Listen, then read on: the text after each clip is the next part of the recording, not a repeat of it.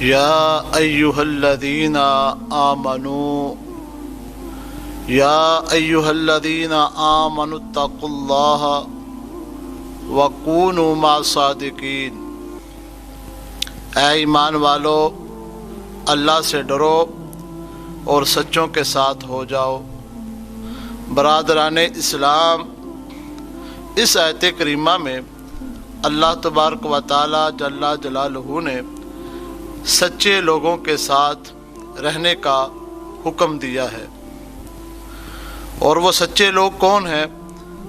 وہ سچے لوگ جن پر اللہ تعالیٰ نے انعام کیا، یعنی انبیاء کرام، صدیقین، شہداء اور صالحین اولیاء کرام ہیں۔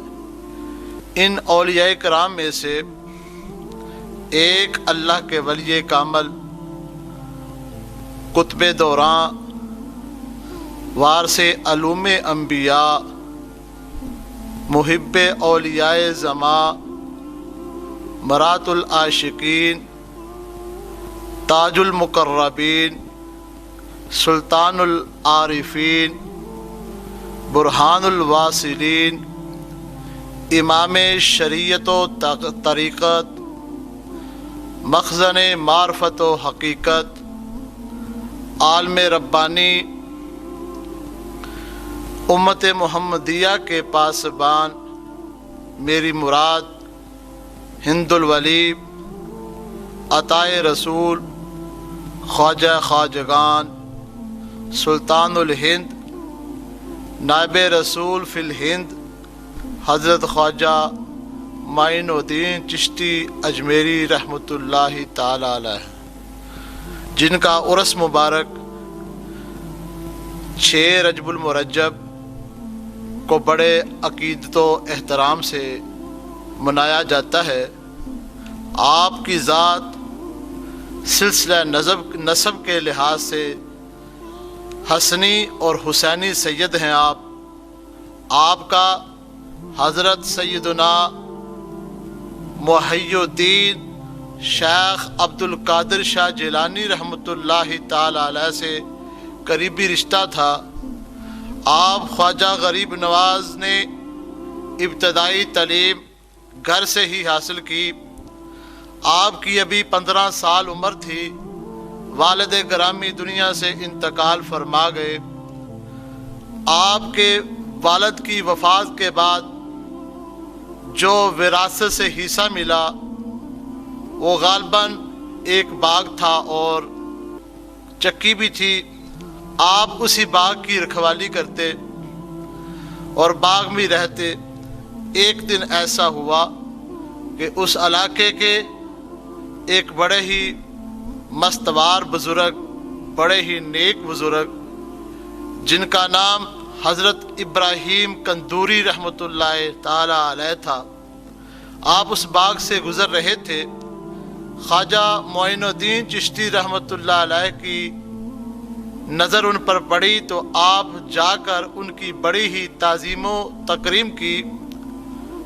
تو حضرت ابراہیم قندوری رحمۃ اللہ علیہ آپ کے پاس آ کے بیٹھ گئے۔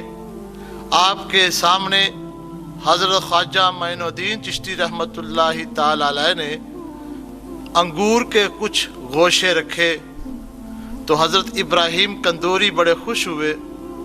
وہ تناول فرمانے کے بعد حضرت ابراہیم قندوری نے اپنی جیب سے یا اپنے بیگ سے ایک خشک روٹی کا ٹکڑا نکالا اور حضرت خواجہ غریب نواز رحمۃ اللہ تعالی علیہ کو منہ میں رکھ دیا۔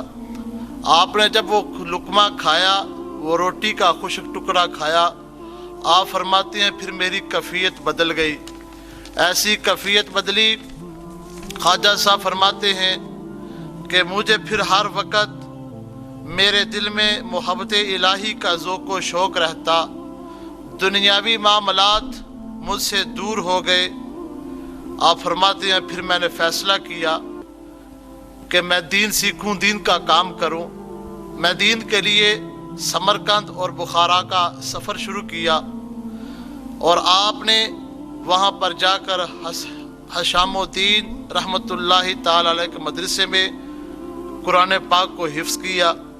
حفظ کرنے کے بعد آپ نے درس نظامی کی جو بکس تھیں وہ چند سالوں میں پڑھ کر دورہ حدیث مکمل کیا۔ حصول تعلیم کی فراغت کے بعد مرشد کامل کی تلاش میں نکل کر حضرت خواجہ عثمان ہارونی رحمۃ اللہ تعالی علیہ کی بارگاہ میں جا کر ان کے ہاتھ میں ہاتھ دے کر بیعت کی، اور بیعت کرنے کے بعد آپ اپنے مرشد کامل کے ساتھ ہی مکہ المکرمہ کی طرف سفر شروع کیا۔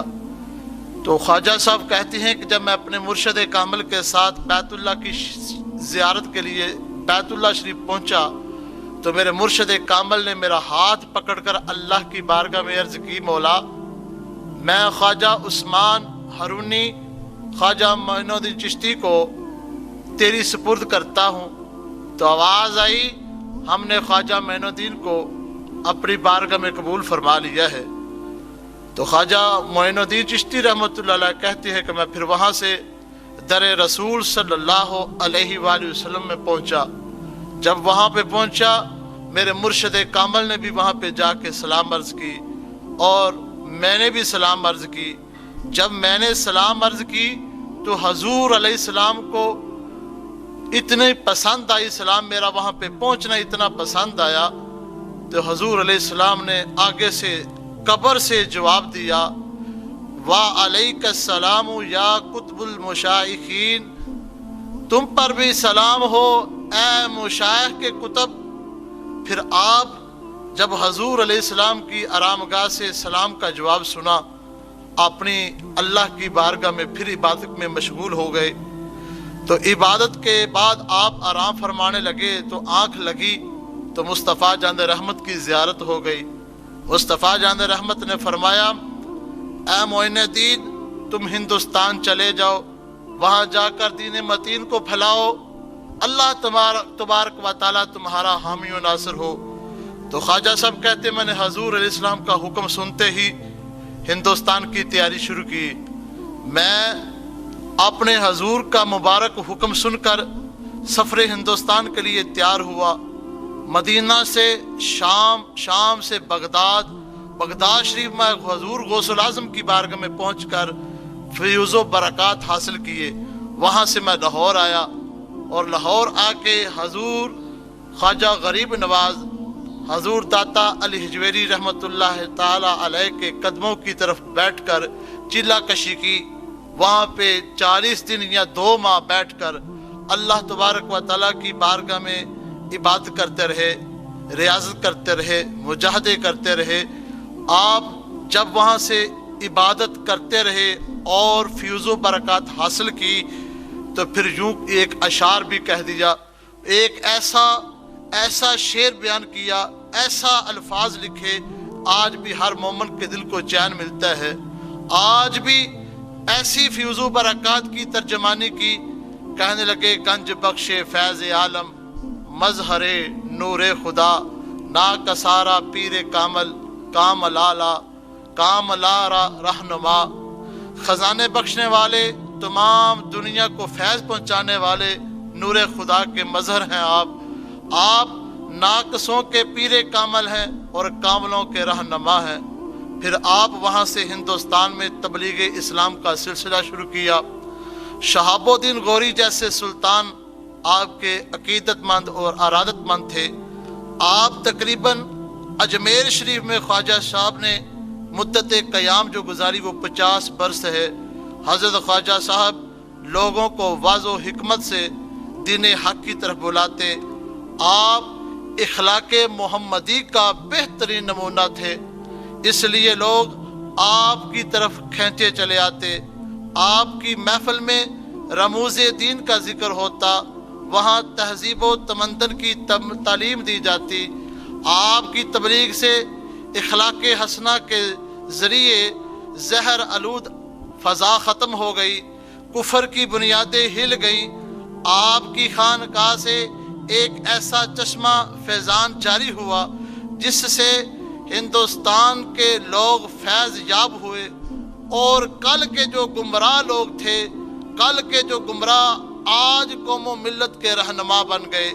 خواجہ صاحب حقیقتاً ہندوستان کے عوام کے نبض شناس و دانائے راز تھے۔ گویا حضرت خواجہ صاحب نے ایک ایسا چشمہ جاری کیا، اس کی ایک مضبوط عمارت بنوائی جو آج بھی قائم ہے، اور اس عمارت کا نام سلسلہ عالیہ چشتیہ ہے۔ آپ کے جان نشینوں میں سے حضرت خواجہ بابا فرید الدین گنج شکر ہیں۔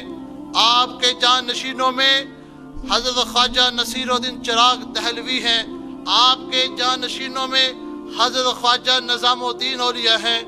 آپ کے جان نشینوں میں بے شمار اولیاء کرام ہے، اور ان کا فیضان جو چشتیاں شریف میں بھی ہے، آپ کا فیضان توشہ شریف میں بھی ہے، آپ کا فیضان سیال شریف میں بھی ہے، آپ کا فیضان گولڑا شریف میں بھی ہے، اور آج بھی یہ مختلف درگاہوں پر آپ کا فیض ہی جاری و ساری ہے۔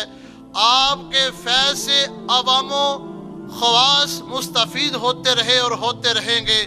سلسلہ چشتیہ کے مشائخ کرام نے مشکل حالات میں بھی شمع اسلام کو روشن رکھا، اور یہ حقیقت ہے کہ آج بھی پاک و ہند کے مسلمانوں کے دل میں خواجہ اجمیر چشتی اجمیر رحمۃ اللہ علیہ آج بھی ہر ایک کے دلوں میں حکومت فرما رہے ہیں۔ تو میں اللہ تعالیٰ سے دعا کرتا ہوں، اللہ تعالیٰ ہم جیسے گناہ گاروں کو حضرت خواجہ معین الدین چشتی رحمۃ اللہ تعالیٰ علیہ اور ان کے جانشینوں اور ان کے فیض یافتہ جو لوگ ہیں ان کے نقش قدم پہ چل کر ان کی لسٹ میں شامل فرمائے۔ وآخر دعوانا ان الحمد للہ رب العالمین۔